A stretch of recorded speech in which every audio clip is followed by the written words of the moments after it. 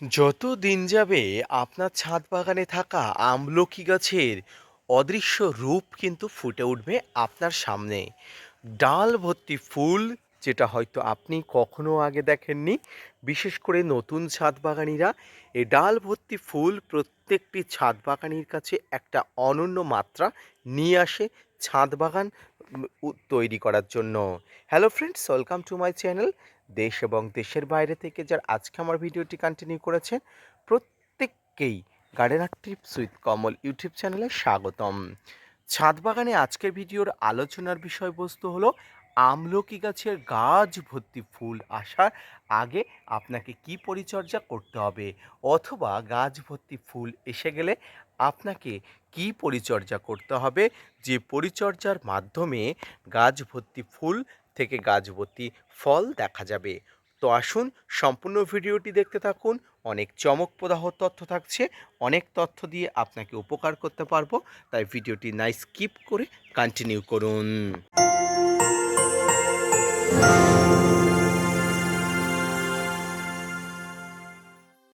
প্রিয় দর্শক বন্ধুরা, এই মুহূর্তে আমার ছাদ বাগানে আমলকি গাছটি দেখতে পাচ্ছেন, যেটাকে বলে ডাল ভাঙা ফুল, ঠিক তেমনই অবস্থায় হয়েছে। তবে আমলকি গাছের একটা সমস্যা হয়ে দাঁড়ায়, ডাল ভর্তি ফুল আসলেও ফল ধরাতে খুবই কষ্টকর হয়ে দাঁড়ায়। এটা কিন্তু প্রত্যেক ছাদ বাগানির কাছে একটা চ্যালেঞ্জিং একটা গাছ।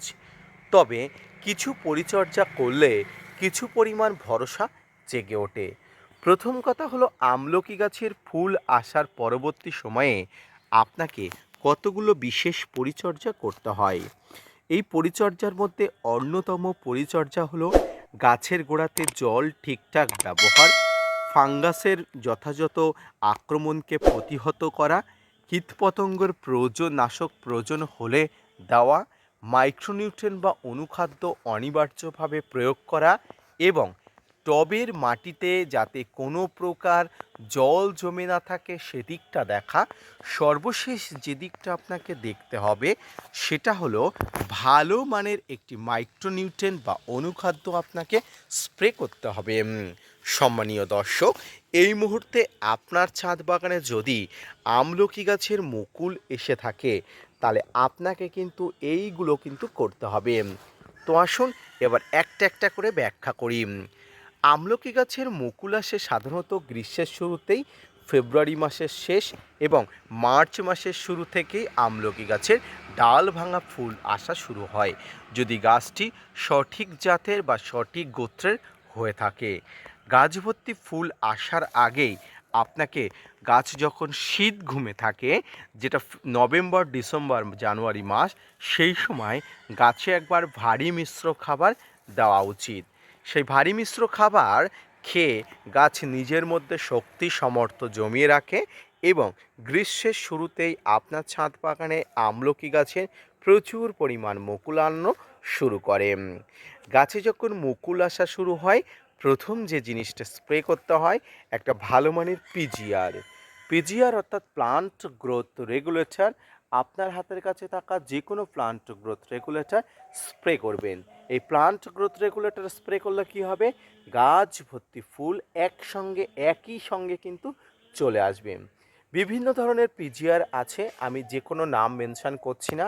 আপনার হাতের কাছে বিভিন্ন পিজিআর থাকলে স্প্রে করবেন, তবে প্রত্যেকটি পিজিআরের কিন্তু ডোজ দেখে বুঝে শুনে তারপরে কিন্তু স্প্রে করবেন। গাছ ভর্তি ফুল আসার পরবর্তী সময়ে আপনাকে স্প্রে ফর্মে যেটা করতে হবে সেটা হলো পটাশ সারের অভাব পূরণ করতে হবে।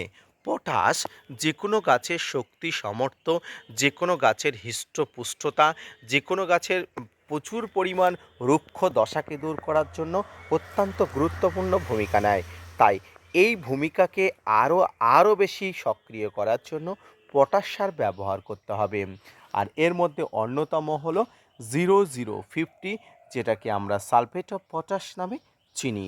এই 0050 বা সালফেট অফ পটাশ আপনাকে প্রতি লিটার জলে 1 থেকে 1.5 গ্রাম নিয়ে প্রতি 7 দিন অন্তর ফুল ধরা এই ধরনের প্রচুর পরিমাণ গাছে স্প্রে করা যায়।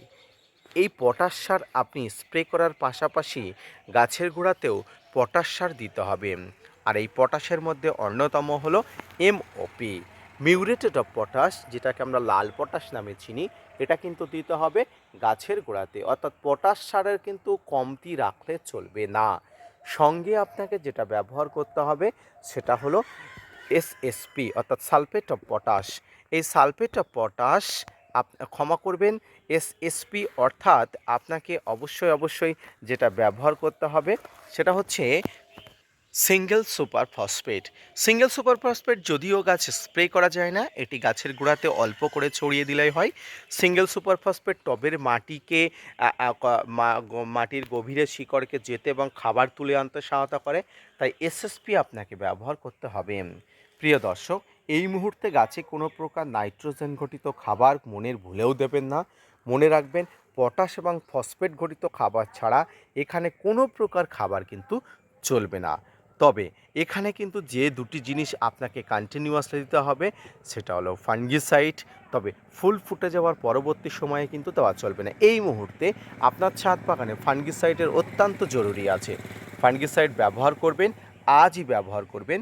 গাছে অবশ্যই বৃষ্টি হলেই তার পরবর্তী সময় যেমন ব্যবহার করবেন, ঠিক তেমনি সপ্তাহে একবার করে ফাঙ্গিসাইডের কিন্তু বিকল্প রাখা যাবে না। যে কোনো ফাঙ্গিসাইড, আপনার হাতের কাছে থাকা ফাঙ্গিসাইড কিন্তু ব্যবহার করবেন। যারা ছাদ বাগানি আছেন তারা অবশ্যই মনে রাখবেন, ফাঙ্গিসাইড কিন্তু আপনার ছাদ বাগানের রক্ষকর্তা। তাই ফাঙ্গিসাইড ব্যবহার করলে আপনার ছাদ বাগানের গাছে ফাঙ্গাসের আক্রমণ যেমন কমবে, ঠিক তেমনি গাছে প্রচুর পরিমাণ মুকুল এসে মুকুলগুলো প্রস্ফুটিত হতে কোনো প্রকার অসুবিধা হবে না। ছাদ বাগানে এই আমলকি গাছের মুকুল বেশিরভাগ ঝরে পড়ে, তার কারণ হলো গাছের ইমম্যাচুরিটি। আমলকি গাছ এমন একটি গাছ, গাছে প্রচুর পরিমাণ মুকুল আসলেও বেশিরভাগ মুকুলগুলো ঝরে পড়ে। আমার মুকুলগুলো জানি না এবছর ঝরে পড়বে কিনা, তবে গাছ যত বয়স্ক হয় এই গাছে ফল আসার সম্ভাবনা তত বেশি হয়। ছোট গাছে ফল আসার সম্ভাবনা কিন্তু কম হয়। তাই গাছ যত বেশি বয়স করতে পারবেন আপনার ফল ধরার কিন্তু কার্যক্রম ক্ষমতা কিন্তু তত বাড়বে। তাই আপনি কিন্তু ভেঙে পড়বেন না, একটা দিন আসবে ছাদ বাগানে এই মুকুল থেকে কিন্তু একটা হলেও ফল কিন্তু আপনি ধরাতে পারবেন। যে কোনো ভালো মানের আমলকি গাছ আপনি নিয়ে এসে রোপণ পরিচর্যা করুন, সিজনে ফুল আপনি দেখতে পাবেন এবং এই ফুলগুলো থেকে চ্যালেঞ্জিংভাবে আপনার পরিচর্যা করার মাধ্যমে কিছু ফলও কিন্তু আপনি পেতে পারেন। প্রিয় দর্শক, এই মুহূর্তে কোনো রকম নাইট্রোজেন জাতীয় খাবার বাদ দিয়ে ফসফেট এবং পটাশ জাতীয় খাবার গাছে স্প্রে এবং গাছের গোড়াতে দেওয়া চলবে। কোনো প্রকার নাইট্রোজেন জাতীয় খাবার কিন্তু দেওয়া চলবে না। তাই মনে রাখবেন, কোনো প্রকার বিন্দু পরিমাণ ভুল কিন্তু আপনার ছাদ বাগানে করা চলবে না, অর্থাৎ a single dose of mistake কিন্তু একদম কোনো প্রকার করা চলবে না। মনে রাখবেন, আপনার সঠিক সিদ্ধান্তে, সঠিক পরিচর্যাতে আমলকি গাছের ফুলগুলো পরিস্ফুটিত হয়ে প্রচুর পরিমাণ মুকুল আসার এবং মুকুলগুলো থেকে প্রচুর পরিমাণ গুটি আসার সম্ভাবনা কিন্তু বেড়ে যায়। ধন্যবাদ।